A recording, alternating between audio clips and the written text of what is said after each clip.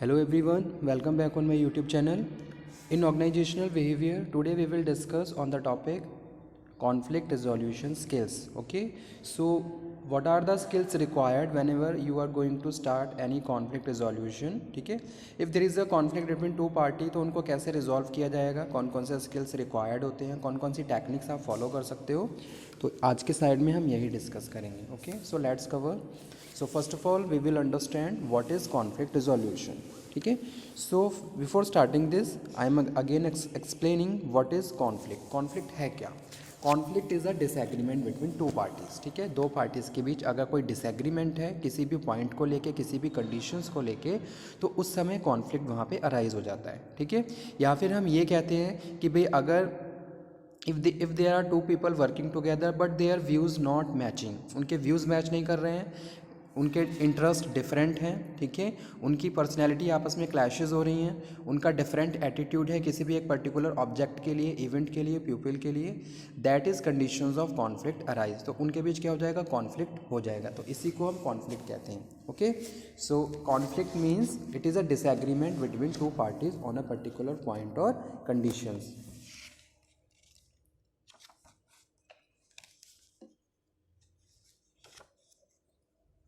So what is conflict resolution. अब conflict को कैसे हम रिजॉल्व करते हैं सबसे हम ये भी समझेंगे. ठीक है, तो अगर मैं बात कर रहा हूँ कॉन्फ्लिक्ट की, तो it is a sometime it's play very negative role. It's disputes create a number of the disputes between the employer and employer and employer and employee. ठीक है, but sometime conflict is very healthy, important part of any relationship, especially those at work. ठीक है, जब भी हम कहीं पे भी किसी भी ऑर्गेनाइजेशन में जॉब करते हैं, ठीक है, so there is a some kind of needs which are required by us. ठीक है, हमारी बहुत सारी नीड्स होती हैं, हम उनको हम चाहते हैं कि हमारी नीड्स को फुलफ़िल किया जाए. ठीक है, if you have proper skills and knowledge that's you required smart salary. Okay, लेकिन अगर आपको उस हिसाब से सैलरी नहीं मिल रही है तो उस टाइम आप क्या है, नेगोशिएट कर सकते हो. Okay, negotiate there needs and expectations with others.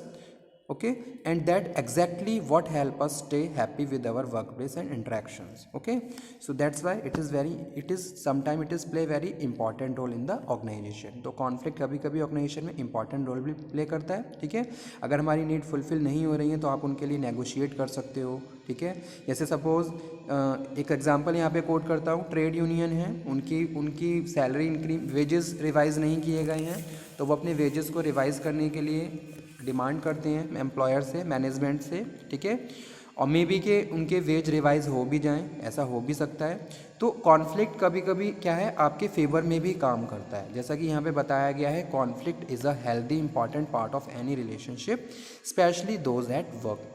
It means that people are actively negotiating their needs and expectations with others, and that's exactly what help us happy with our workplace interactions. ठीक है, so what is conflict resolution? Conflict resolution is the process in which two or more parties work toward a solution. ठीक है, अब यहाँ पे हम बात कर रहे हैं रिजोल्यूशन की, कि भी कॉन्फ्लिक्ट को कैसे रिजॉल्व किया जाता है. ठीक है, तो यहाँ पे हम बात कर रहे हैं कि भी टू पार्टी कम टुगेदर. ठीक है, and they are resolving their conflict. वो अपने कॉन्फ्लिक्ट को रिजॉल्व करते हैं, जो भी उनके प्रॉब्लम है, जो भी उनके भी जो डिस्प्यूट चल रहा है उनको रिजॉल्व किया जाता है. ठीक है, उनका एक सॉल्यूशन फाइंड आउट किया जाता है.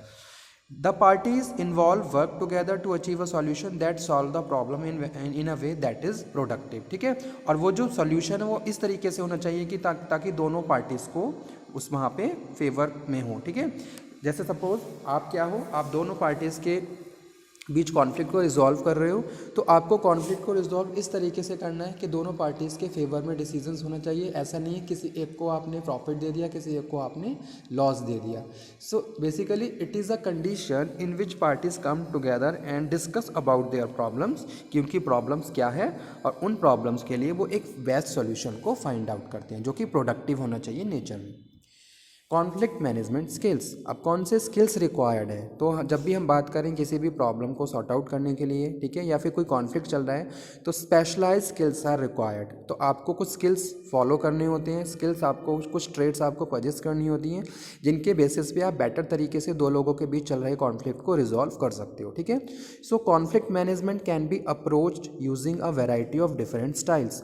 वाइल दीज स्टाइल्स में differ, every method utilize the same management skills.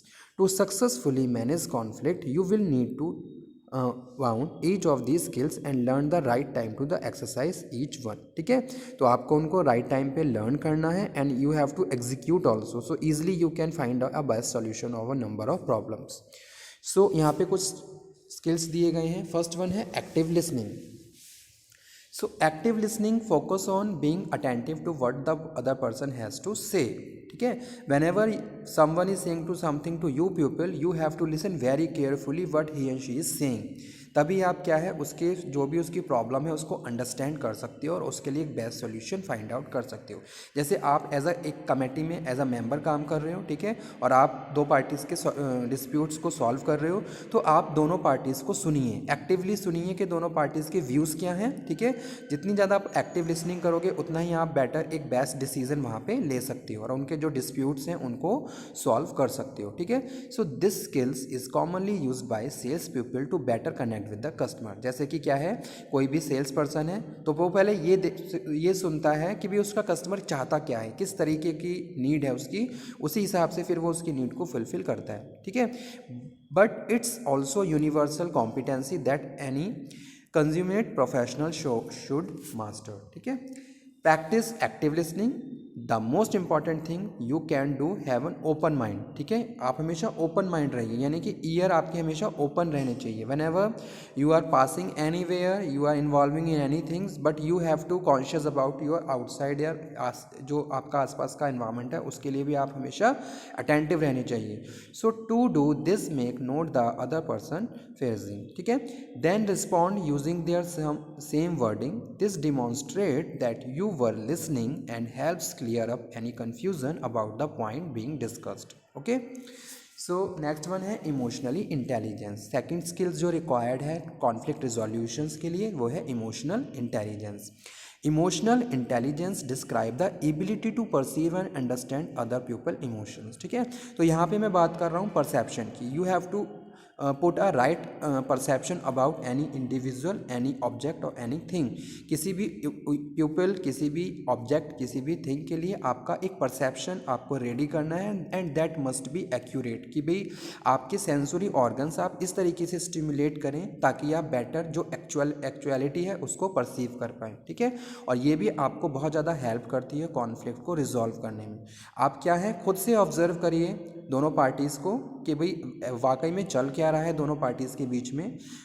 ठीक है, और उसके बाद आप बेटर तरीके से उनको परसीव कर सकते हो, उनको अंडरस्टैंड कर सकते हो. ठीक है, so this skills is essential when managing conflict because it prevent the situation from the escalating.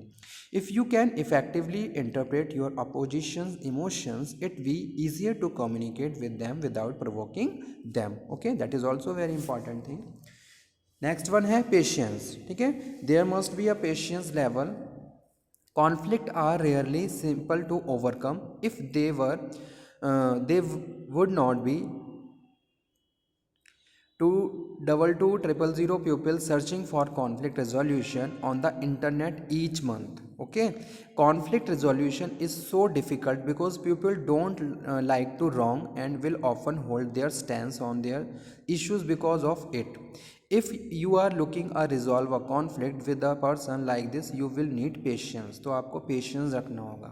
ठीक है, जब भी अगर आप चाहते हो कि आप conflict को रिजॉल्व करो तो there must be a proper patience level you have to follow. ठीक है, पेशेंस रखना है. Whenever someone is saying something you have to maintain patience before taking any actions. ठीक है, तो यही चीज़ें आप अपने पार्टीज़ को समझाते हो. ठीक है, कि भाई कॉन्फ्लिक्ट को रिजॉल्व करने के लिए आप जब तक आप खुद से कॉन्फ्लिक्ट को रिजॉल्व नहीं करना चाहोगे तब तक कॉन्फ्लिक्ट रिजॉल्व होगा भी नहीं. ठीक है, तो दोनों पार्टीज़ का पेशेंस लेवल आपको मेंटेन करना होगा. Impartiality. Another reason conflict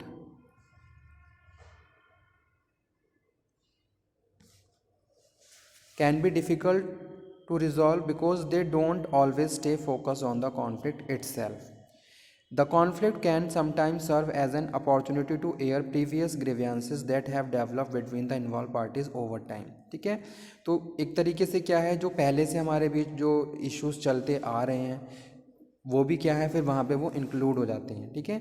now the problem at the hand can be resolve until the historical issues are addressed, ठीक है। तो ये यहाँ पे हम बात कर रहे हैं, you have to partial about your team members, okay. Partiality, partial रहना है दोनों के लिए बेटर तरीके से। जो भी ग्रीवेंसेस चल रहे हैं उनको दोनों के फेवर में सॉल्व करना है।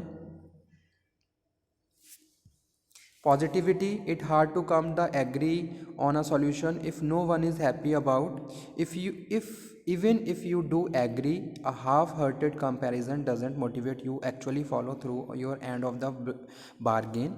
This can even provide a participant with the excuse to avoid dealing with the conflict altogether, ठीक है।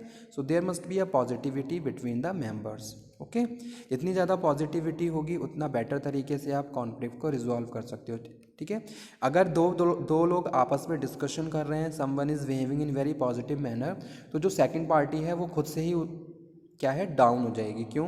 Just because of the positive attitude of the party one, ठीक है। तो positivity also very important skills which helps to maintain and resolve any problem और conflict, ठीक है।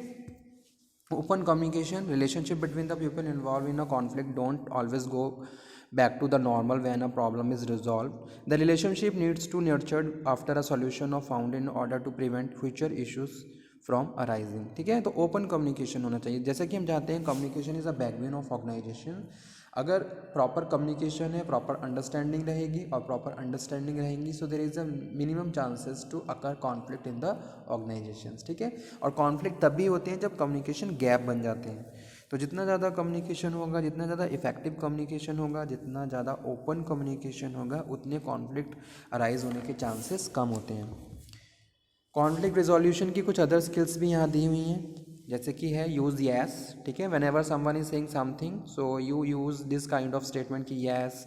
Don't point fingers, कभी किसी को फिंगर पॉइंट मत करिए। जैसे कि कुछ लोगों की हैबिट होती है फिंगर शो करके टॉक करना, ठीक है।